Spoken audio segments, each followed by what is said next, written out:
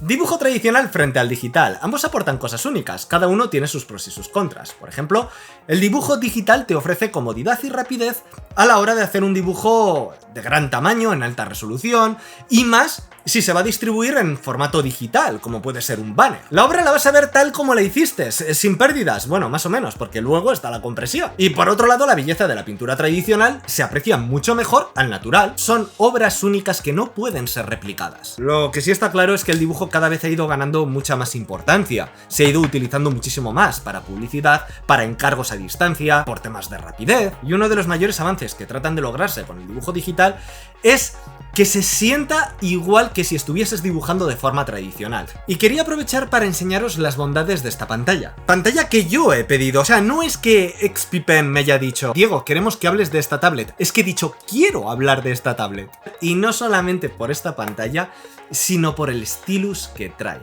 Esta Artist Pro 16 lleva el lápiz X3 Elite Plus con borrador digital, que, como su nombre indica, está equipado con el chip X3 que permite tener una sensibilidad mayor a otros stylus que hayáis probado. ¿He notado diferencia con el stylus del Artist Pro 24, que es el que he usado hasta ahora?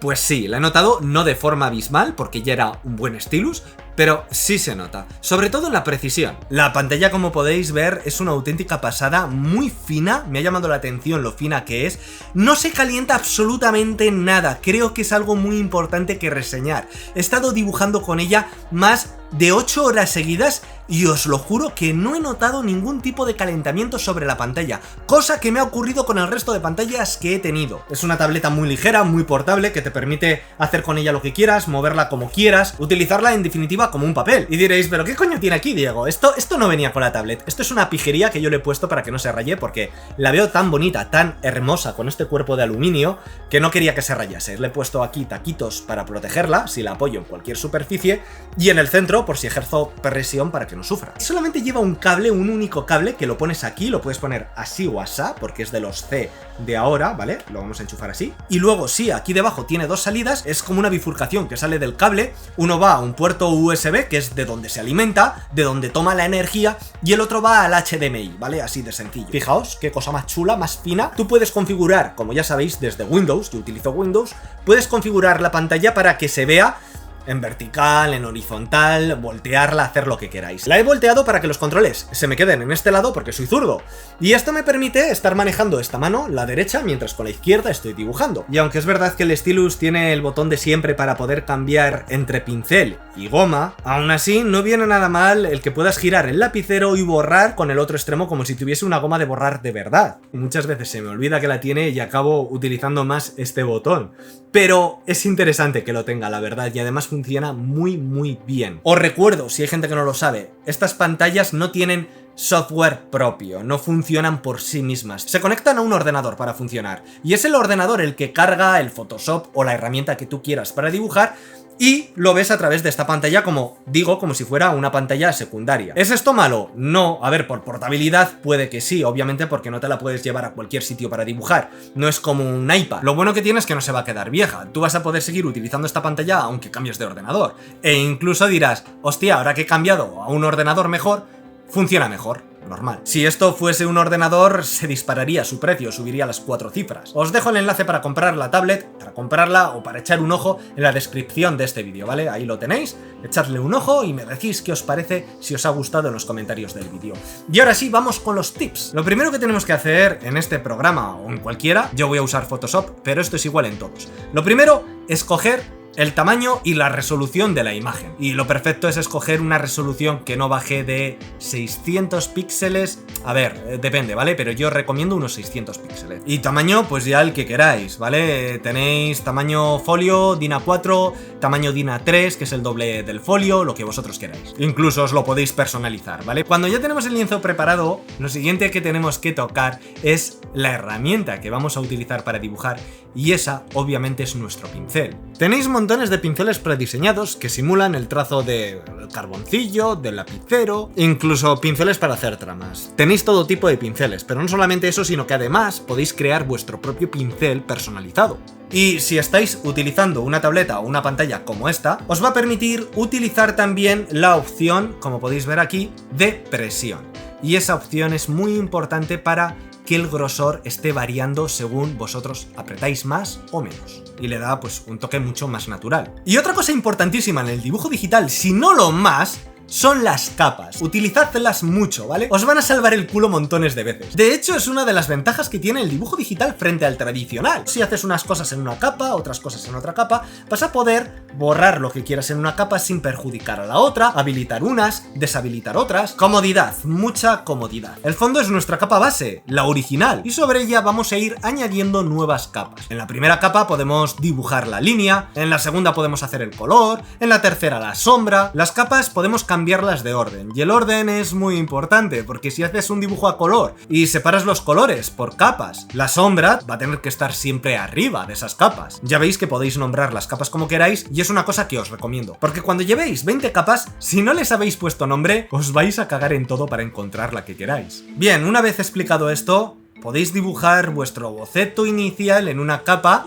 Va a ser vuestro borrador. Un tip muy importante que os doy es que no abuséis del zoom. Sobre todo cuando estéis dibujando la línea por primera vez o el esbozo. Es mucho mejor que construyáis la imagen teniendo un plano general, un plano mucho más abierto. Os va a salir mucho más rápido, más proporcionado. Luego, si queréis, ya haréis zoom para entrar en detalles, para perfilar algunas cosas. Pero lo que es la idea general, lo que es el dibujo a priori, intentad hacerlo con el plano bastante abierto, ¿de acuerdo? Y ya luego por encima rotular, ¿no? Una capa de línea limpia, fina, que quede elegante. Y en esa capa os aconsejo mucho que cerréis todas las líneas. No tiene que ser necesario esto porque, vuelvo a decir, eso depende del estilo del dibujo que vayas a usar. Pero como esta es una clase de principiantes, quiero que las cerréis porque luego vamos a usar el bote de pintura y vamos a necesitar que estén cerradas. Y otro tip muy importante, no sé si lo habéis hecho ya con dibujo tradicional, coger un dibujo y ponerlo enfrente del espejo. ¿Por qué? Porque tu percepción se acostumbra a lo que has hecho. Tú lo ves bien, el dibujo, crees que está perfecto, pero cuando volteas la imagen o la pones enfrente de un espejo, te das cuenta de los errores que realmente tiene, esas desproporciones. Al voltear la imagen ya no es la imagen que estabas viendo, tu ojo, tu visión, tu percepción ya no es la que tenías y puedes ver esos defectos. Por eso es muy importante que voltees la imagen. Aquí tenemos opciones, tenemos herramientas para voltear la imagen también. Tenéis aquí una herramienta que es transformar, voltear horizontal. Y hablando de herramientas de transformación, podemos seleccionar algunas cosas de forma libre con esta herramienta, la del lazo. Cogemos el lazo, seleccionamos con él la parte que queramos transformar, deformar, nos vamos después a transformación libre y veis esta casilla que ha aparecido aquí arriba con este dibujo, podéis seleccionarla y deformar esa parte para adaptarla a como vosotros queráis. Vale, ya tenemos la capa de línea y ahora queremos darle color. Para eso vamos a crear otra capa, pero la capa de color va a estar por debajo de la línea. ¿Por qué? Por esto, vamos a estar pintando, fijaos, con este mismo pincel. Y daos cuenta como si te sales o como si llegas al borde, no queremos que el color se salga de la línea, queremos que la línea esté por encima. Bien, pero si estamos pintando, como veis, con un pincel, esto en zonas muy grandes puede ser muy tedioso. Y aquí es cuando entra en juego el bote de pintura. El bote de pintura es esta herramienta que podemos aplicar sobre un espacio y, aunque estemos jugando con diferentes capas, si habilitamos esta opción que vemos aquí arriba, esta opción, lo que ocurre es que a la hora de aplicar el bote de pintura va a interpretar que lo que quieres aplicar lo quieres aplicar en conjunto, como si solamente tuvieras una única capa. Si no habilitamos esa opción nos pasará esto. ¿Por qué? Porque estamos aplicando el bote de pintura sobre una superficie que no tiene absolutamente nada dibujado. Es simplemente una capa vacía, por eso el bote rellena toda la capa. Pero si habilitamos la opción de todas las capas ya va a contar con la capa de línea. También es importante tener activada la casilla de contiguo. La casilla de contiguo lo que hace es que cuando pulsamos sobre el blanco, si no está activada, todo lo que sea blanco se teñirá del color que hayamos elegido. Todo lo que esté blanco, sin respetar las zonas cerradas. Sin embargo, si activamos esa casilla contiguo, va a respetar las zonas cerradas, ¿vale? Así que nada, activada eso, activada todas las capas y a darle al bote de pintura. Y así, fijaos, ya tenemos el dibujo coloreado en un segundo, con colores planos, sin sombras, pero coloreado. Y llega el momento de sombrear. Bien, yo aquí os voy a dar un truco bastante interesante, un truco que he usado montones de veces para trabajos muy rápidos.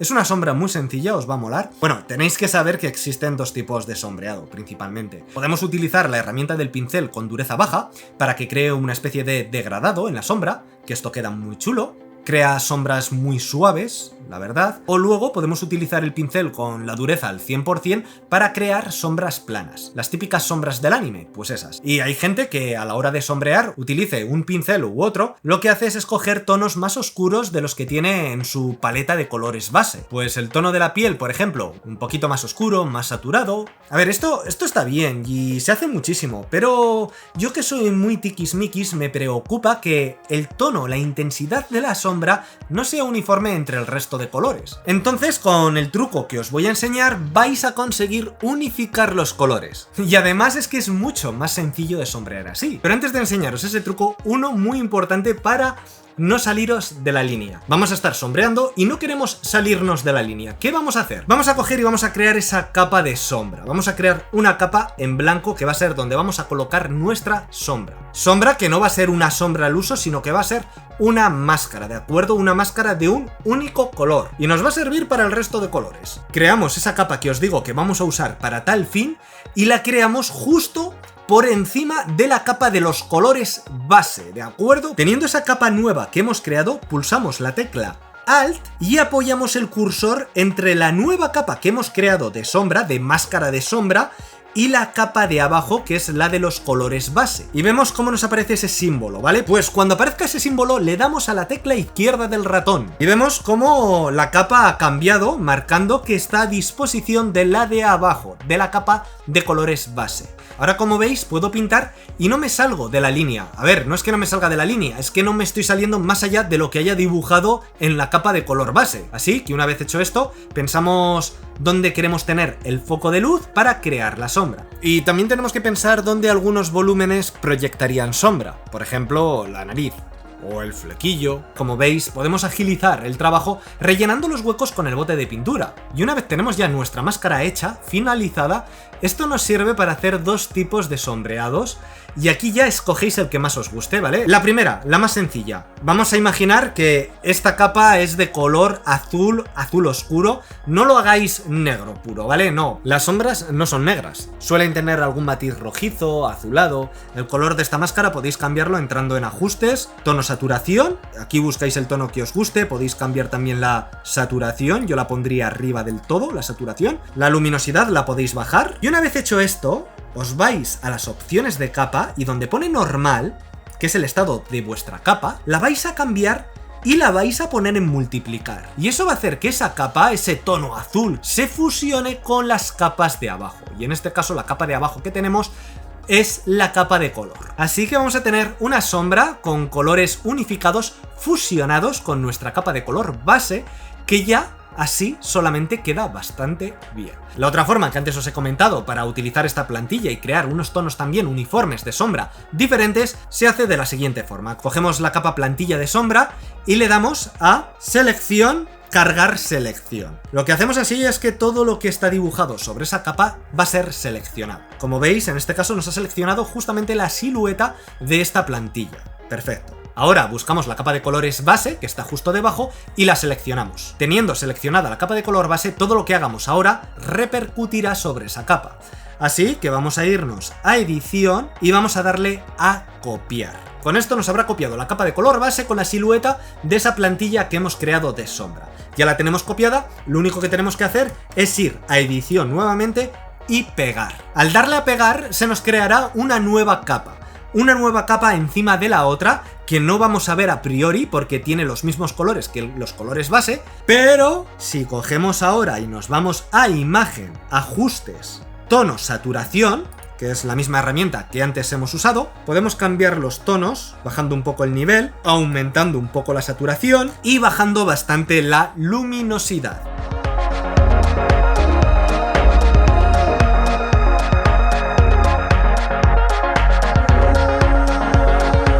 Otro tip que parece una chorrada que todo el mundo dará por hecho, pero que muchos no lo harán.